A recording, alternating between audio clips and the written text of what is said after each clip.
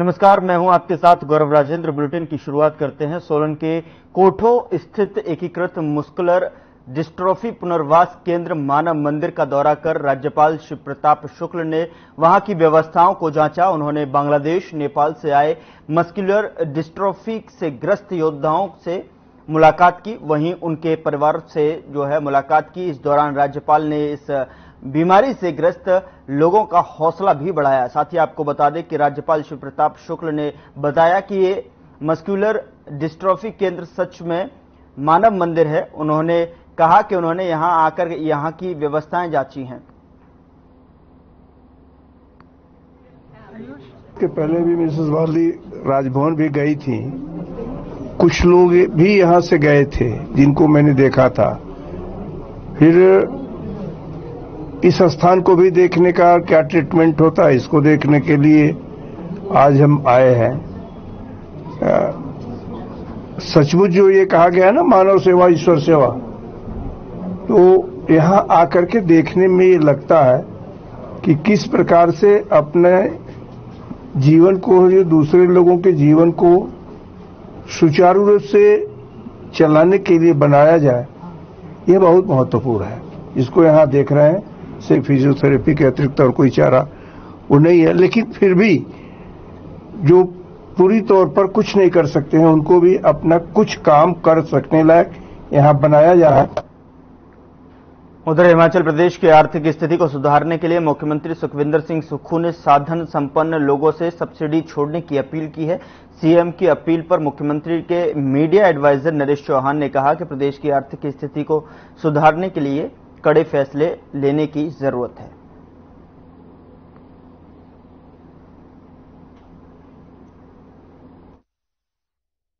कि माननीय मुख्यमंत्री जी ने जो प्रयास किए हैं सरकार बनने के बाद, और उनकी जो एक इच्छा है कि जो प्रदेश की आर्थिक स्थिति है उसको सुधारने की आवश्यकता है, वो पहले दिन से इस बात को समझ रहे हैं।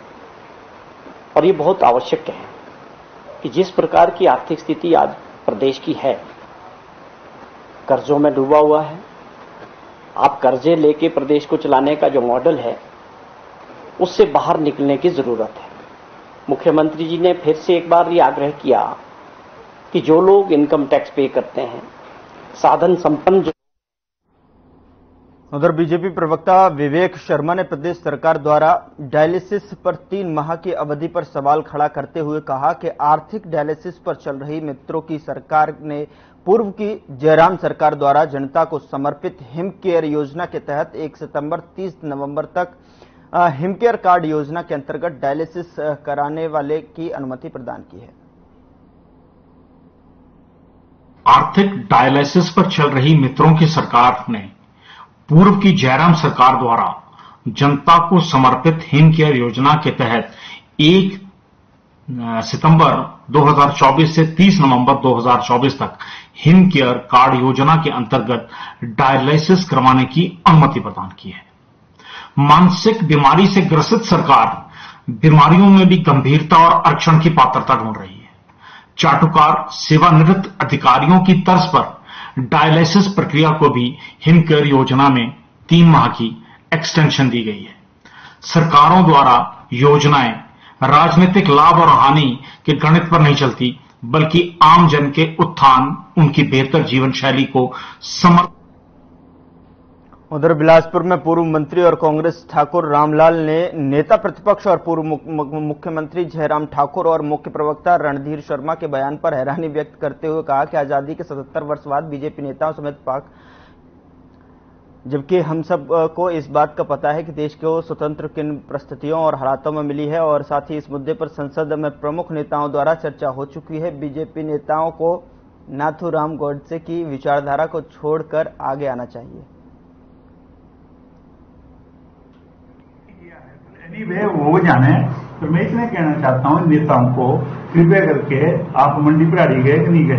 मैं गया कल शाम को, और जो आज बड़ी भारी बातें कर रहे हैं, पीछे उठा के ये नेशनल हाईवे, ये पुराने 4 लेन बन रही है, बड़े बड़े ब्रिज बन रहे हैं, बिहार में इतने पुल गिर गए।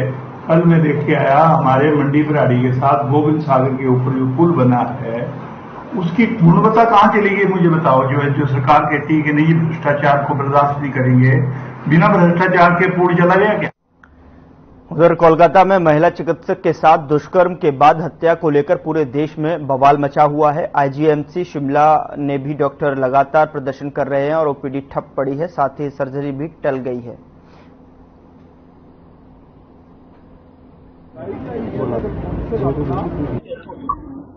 जो हिमाचल प्रदेश या देश भर की बात की जाए तो एक बात तो बिल्कुल स्पष्ट है और पब्लिक को भी, जनता को भी, पूरे भारतवर्ष की जनता को ये बात क्लियर होनी चाहिए कि बेटी पढ़ाओ बेटी बढ़ाओ का जो अभियान है ये डॉक्टर्स का नहीं है, परंतु भारतवर्ष के जन जन का ये अभियान है कि बेटियों को पढ़ाया जाए, बेटियों को बढ़ाया जाए आगे।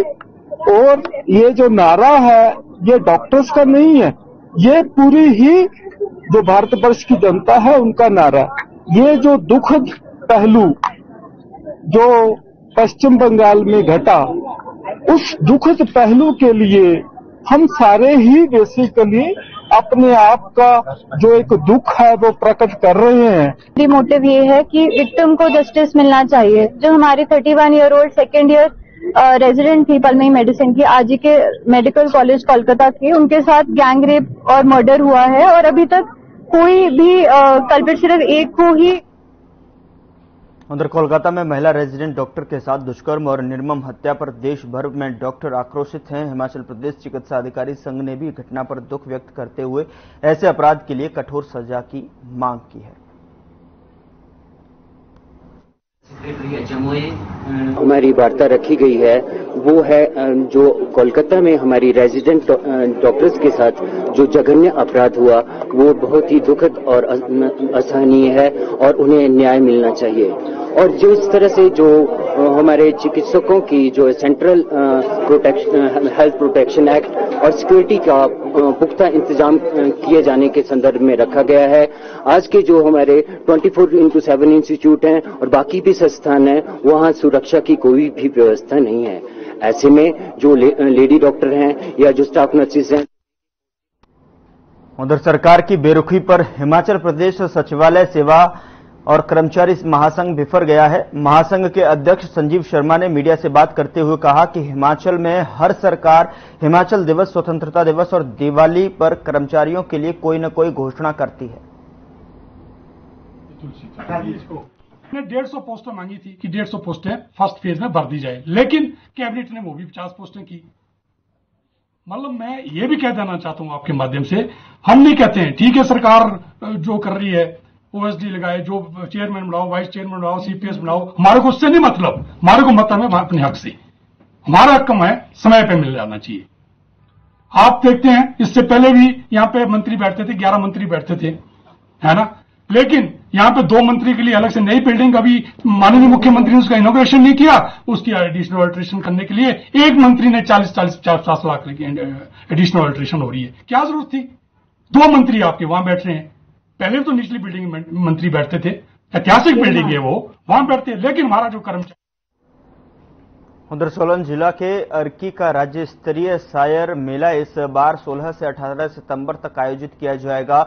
इस राज्य स्तरीय 3 दिवसीय मेले को लेकर अर्की के विधायक और सरकार में मुख्य संसदीय सचिव संजय अवस्थी ने सोलन में अधिकारियों के साथ जिला स्तरीय बैठक की।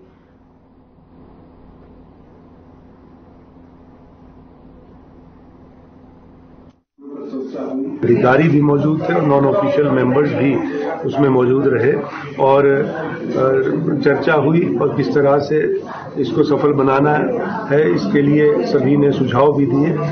और जैसा कि आपने कहा कि माननीय मुख्यमंत्री जी जो है यहाँ पर पिछले लगभग 8-10 साल से नहीं आ पाए हैं, तो इस बार हमारा ये प्रयास रहेगा कि माननीय मुख्यमंत्री इस मेले में की शुरुआत के लिए जो है वो बतौर मुख्य अतिथि यहाँ पर आए और माननीय राज्यपाल महोदय को भी मुख्य अतिथि के तौर पर।